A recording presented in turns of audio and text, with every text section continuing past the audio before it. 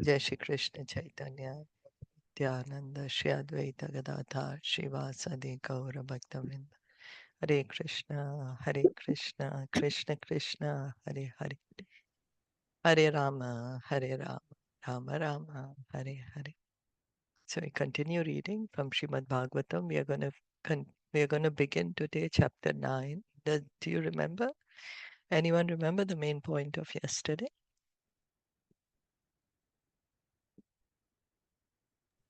Hare Krishna. Krishna. What we had read yesterday, the obedient servant of Krishna uh, will always will get the lots of opulences, and a faithful servant who preaches about the Lord Nṛsiṁhadeva, becomes his protector. Hmm. Till there, Yeah, I think that's. thank you.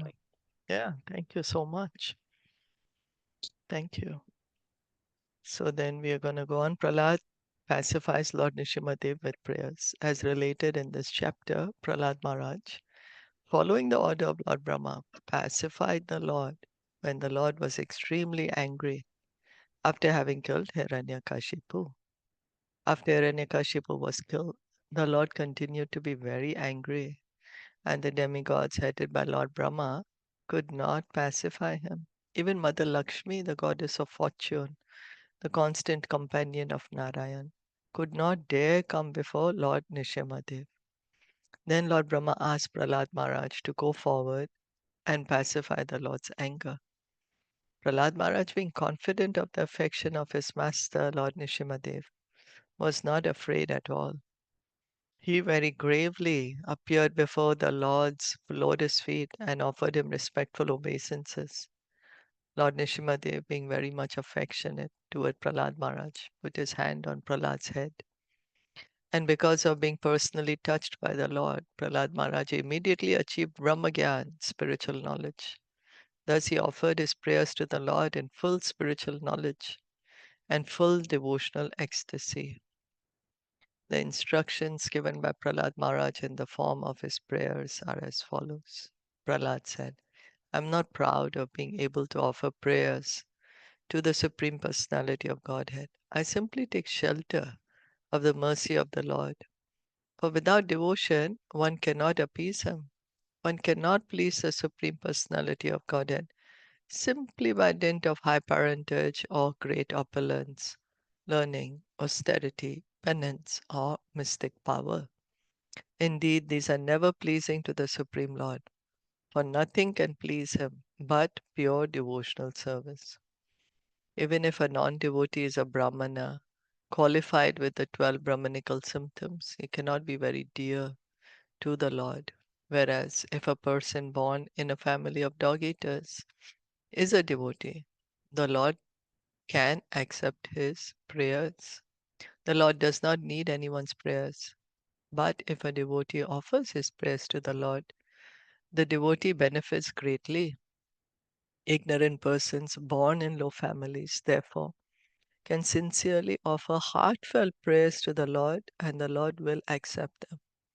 As soon as one offers his prayers to the Lord, he is immediately situated on the Brahman platform. So this was the prayers that Prahlāda Maharaj is speaking. Lord Nṛsiṁhadeva appeared for the benefit of all human society, not only for Prahlād's personal benefit.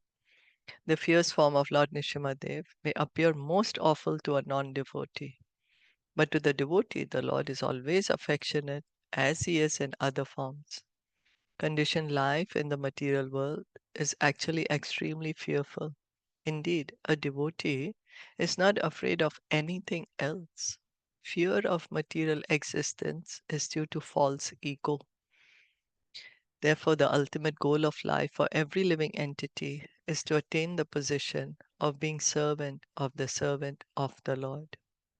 The miserable condition of the living entities in the material world can be remedied only by the mercy of the Lord.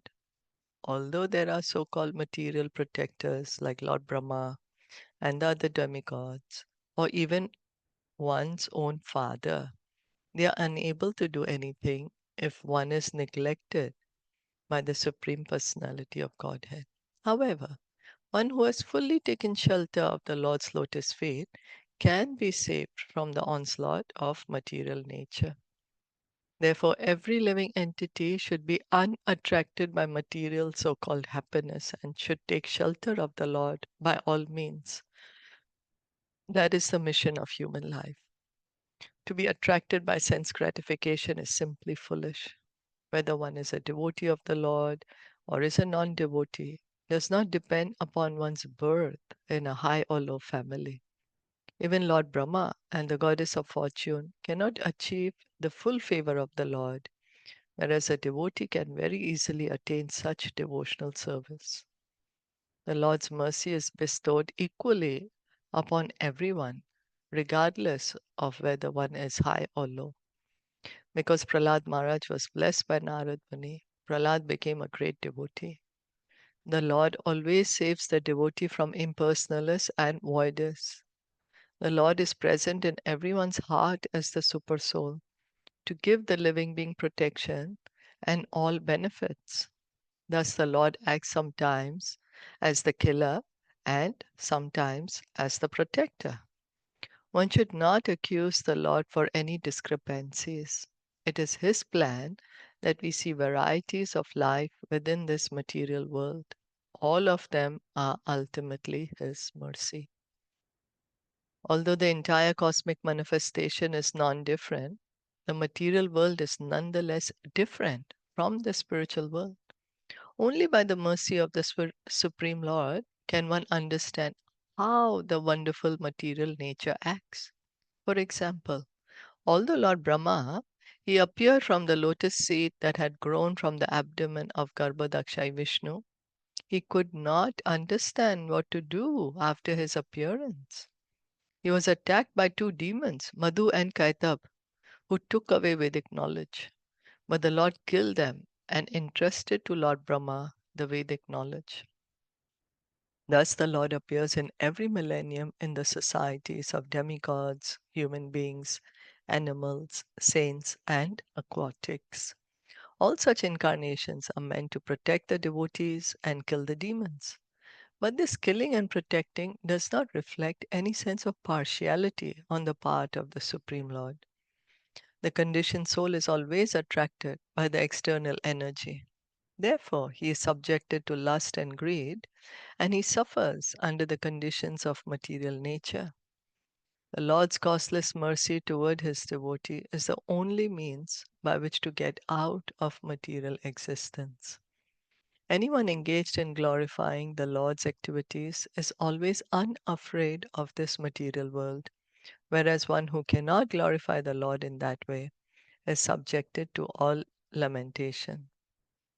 Those interested in silently worshipping the Lord in solitary places may be eligible for liberation themselves, but a pure devotee is always aggrieved to see others suffering.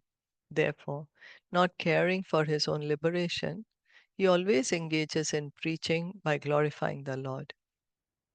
Prahlad Maharaj, therefore, had tried to deliver his class friends by preaching and had never remained silent. Although being silent, observing austerities and penances, learning the Vedic literature, undergoing ritualistic ceremonies, living in a solitary place, and performing japa and transcendental meditation are approved means of liberation. They are meant for non devotees or for cheaters who want to live at the expense of others. A pure devotee, however, being free from all such deceptive activities, is able to see the Lord face to face. The atomic theory of the composition of the cosmic manifestation is not factual. The Lord is the cause of everything, and therefore He is the cause of this creation. One should therefore always engage in devotional service by offering respectful obeisances to the Lord, offering prayers, working for the Lord, worshipping the Lord in the temple, always remembering the Lord, and always hearing about His transcendental activities. Without these six kinds of activity, one cannot attain to devotional service. 6 kind of activities. So this is offer obeisances, offer prayers, work for the Lord, worship the deity, remember the Lord, and hear about the Lord. Prahlāda Maharaj thus offered his prayers to the Supreme Lord, begging his mercy at every step. Lord Nṛsiṁhadeva was pacified by Prahlāda Maharaj's prayers and wanted to give him benedictions, by which Prahlāda could procure all kinds of material facilities. Prahlāda Maharaj, however, was not misled by material facilities. Rather, he wanted to remain always a servant of the Lord. So we are going to read in more detail. This was just a summary that is given by Srila Prabhupada. We'll go into the text now. Shri Narada Vachan. Narado Srinaradivacha Vachan Evam Swaradaya Sarve. Evam Evam Suradaya Suradayah Sarve Brahma Rudra Purasara. Brahma Brahma Rudra Purah Saraha Nopaitum Ashakan Manyu. No Nupaitam Apupantum Ashakan Manyu Shakanyu Samrambam Sudura Sadam. Saram Samrambam Sudura Shadam. Sadam. The great Saint Narad Muni continued. This is translation and purport by His Divine Grace S.C. Bhaktivedanta Swami Srila Prabhupada. The great Saint Narad Muni continued. The demigods, headed by Lord Brahma, Lord Shiva, and other great demigods, dared not come forward before the Lord, who at that time was extremely angry. Srila Narottam Das Thakur has sung in his Prema Bhakti Chandrika, Krodha Bhakta Dveshi Jane, anger should be used to punish a demon who is envious of devotees. Kam, Krodh, Lobh, Moha, Mad, and Matsarya. Lust, anger, greed, illusion, pride, and envy all have their proper use for the Supreme Personality of Godhead and His devotee. So we have this in our heart, right? Lust, anger, greed, illusion, pride, envy. It's said that Devki's 6 sons, they signify these things, that we have to get them out of our heart before Krishna actually can come in. So Prabhupada here is saying that we have them, so now what to do? Use them in Krishna's service. A devotee of the Lord cannot tolerate blasphemy of the Lord or his other devotees, and the Lord also cannot tolerate blasphemy of a devotee. Thus, Lord Nṛsiṁhadeva was so very angry that the great demigods like Lord Brahma and Lord Shiva, and even the goddess of fortune, who's the Lord's constant companion, could not pacify him, even after offering prayers of glorification and praise. So, using anger in the service of the Lord. Here, the Lord is very angry. Prabhupada is saying anger can also be used in the service. So, does anyone know any example how the devotee used anger in the service of the Lord? Lord Hanuman. Yeah, Hanumanji, that's right. What did he do? He burnt the whole Lanka. He used his anger over there, punishing Yeah, him. yeah, he burnt Lanka, used anger in the service of Lord Ramachandra. So, what about us? Can we use anger and say we are engaging in service of the Lord? Well, if What we about speak at on the our level? righteousness, then it's okay. Just speak on the righteousness and guide people on the right principles. Then it's okay. Just speak right. That's all. Don't use anger. Yeah, exactly. We can't use anger because we may get carried away by the anger. We may not know how to control it. You know, the pure devotees, they can control the anger. Arjun also used his anger to fight the Mahabharat war on Krishna's instruction. So the pure devotees, they know how to control, but we get carried away with our anger. So it's better for us We just engage in devotional service, you know. So no one was able to pacify the Lord in his anger, but because the Lord was willing to exhibit his affection for Prahlāda Maharaj, all the demigods and the others present before the Lord pushed Prahlāda Maharaj forward to pacify him. So Brahma, Lord Shiva, everyone is afraid. Lakshmi Devi, she's afraid. He's so angry, he's too angry. But they understood that Prahlāda should go. The Lord has this Vatsalya bhav for Prahlāda, thinking of Prahlāda as his child. So Prahlāda should go. Sakshat Shri Preshita Dever Sakshat Shri Preshita Deve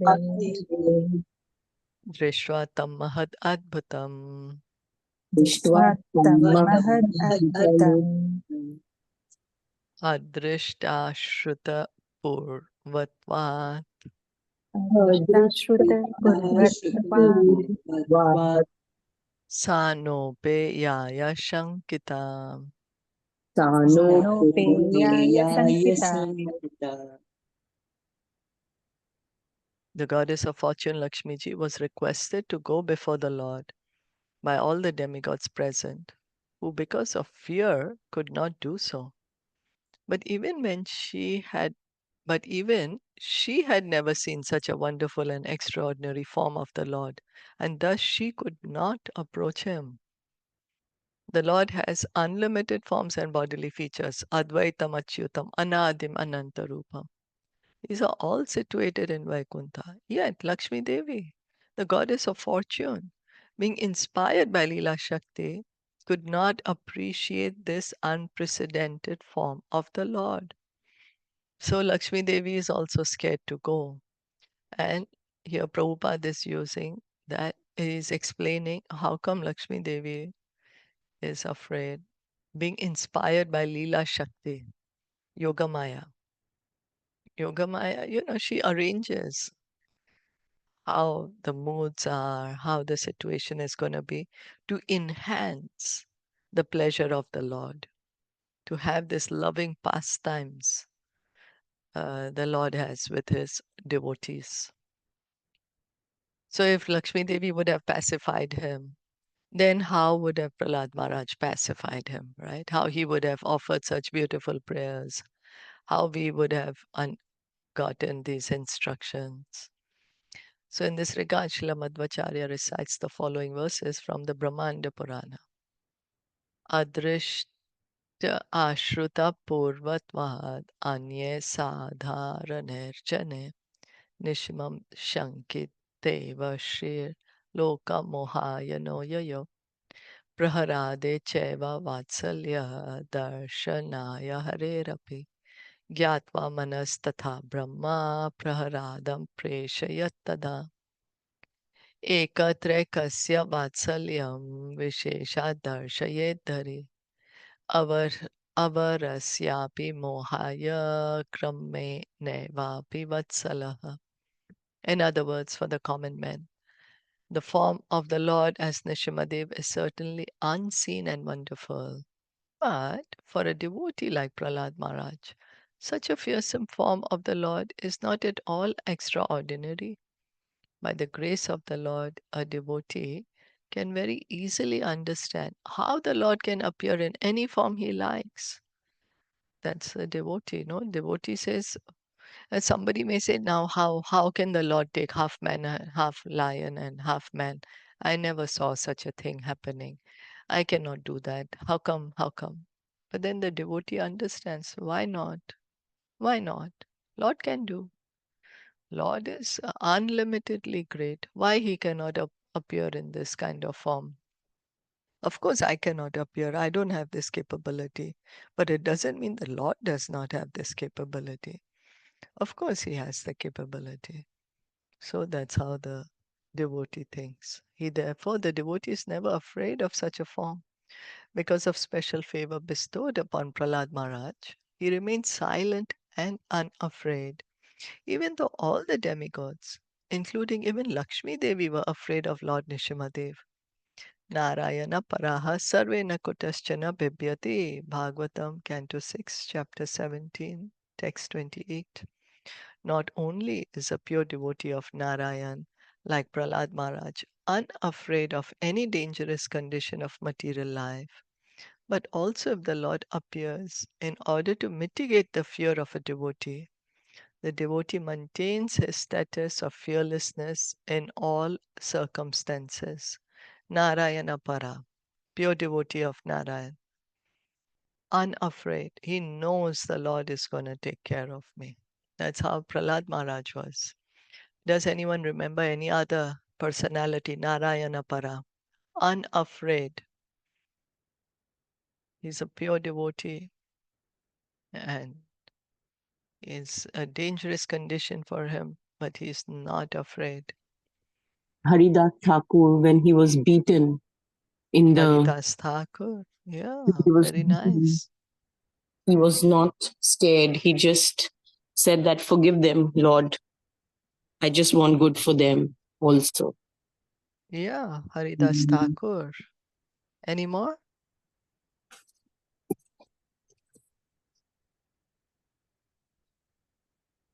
Like I can remember Maharaj Parikshit.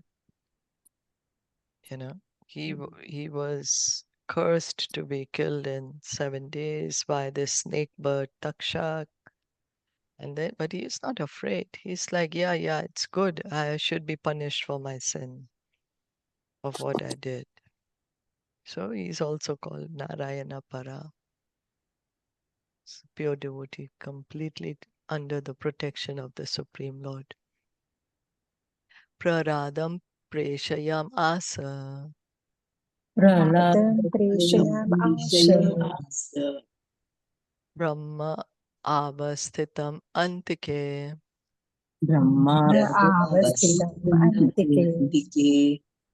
Tata prashamayopehi. Prashamayopehi Swapitre kupitam prabhum. Kupitam prabhu. Thereafter Lord Brahma requested Prahlāda Maharaj, who was standing very near him, my dear son, Lord Nṛsiṁhadeva is extremely angry at your demoniac father. Please go forward and appease the Lord.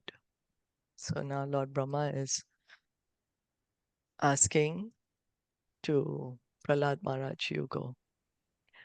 Go one more. Tateti Shanakai Rajan. Rajan Mahabhagavatur Mahabhagavato Upetya Bhuvi Kayena Upetya Bhuvayena Nanama Vidritanjali. Nanama Vidritanjali. Narad Muni continued, O king, although the exalted devotee Prahlāda Maharaj was only a little boy, he accepted Lord Brahma's words. He gradually proceeded toward Lord Nṛsiṁhadeva and fell down to offer his respectful obeisances with folded hands. So we'll stop here. Did you all have any comment? Any question? Like how fearlessness comes when you have faith and trust on Krishna. When you know that Abhedan, you get Abhedan. We have been reading this like from so beginning, that when you have faith, and then how we can also see slowly in our lives that we start, when we have faith on Krishna, we start worrying less. We are not worried that what this situation is, what will happen. All these things go away and we are much, because we trust Krishna. So that fearlessness comes, that Abhedan is received. And even Prahlāda Maharaj is mentioning the same thing here. So the Abhedan is really, really fearless at the lotus feet of the Lord. Yeah. Fearless at the lotus feet of the Lord. Yeah, it's true. As we go closer to Krishna, to that degree, our fear goes away. Yes, thank you. And Stop here just for one it. small Yes, story, sorry, yes. just one small story. Like, as you said, that you believe, like, sometimes you don't believe, but then Krishna can do anything. Then there was this Narad Muni who went to a cobbler and a Brahmin. So Brahmin is considered really high, right? And then there was this small cobbler, and he would always say that, when will Krishna call me? Please ask no Narad Muni, when will Krishna call me? Then he went to Krishna and he said that this Brahmin and cobbler both are asking me, when will you call him? Then he said, then Krishna said that, okay, you go and tell them that when they ask you that what was he doing, I met him. And then you just tell him that he was taking an elephant out of the needle. He said, okay, I will do that. But what is this, Leela? You just go and tell them. I'll tell you later. Then he went, and then the Brahmin said, oh, so did you meet? What did the Lord say? When is he going to call me? Because the Brahmin was really pure. He was doing everything, but the cobbler wasn't doing too much. He was just taking pure names only while doing his work. So he said, so then he went, and then he told Brahmin that, oh, yeah, I met Krishna. So then he said that, what was he doing? He said, he was taking out elephant from the needle. He said, what? That is not possible. How can he do that? And then, okay, then he just went, and then he went to the cobbler, and then cobbler asked that, did you meet? What did the Lord say? He said, okay, I met. And then, okay, then what was he doing? He said that he was taking elephant out of the needle. He said, oh, wow, my Lord is glorious. And he can do anything. Anything is possible for him. And so then he got liberated. He went back to Vaikuntha, and then the Brahmin didn't still. So then even Narad Muni understood that, yes, because that cobbler had full faith. So we need to have full faith in our Krishna, that he can do anything. He's the cause of all causes. Yeah, so there was a beautiful story I heard. Yes, thank you. Thank you so much. Indeed, very beautiful. Thank you. So let's stop here. Did anyone have anything else to share?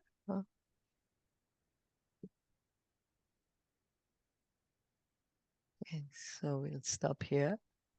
Srimad Bhagavatam ki jai, Srila Prabhupada ki jai, Gaur Bhakta Vrinda ki jai.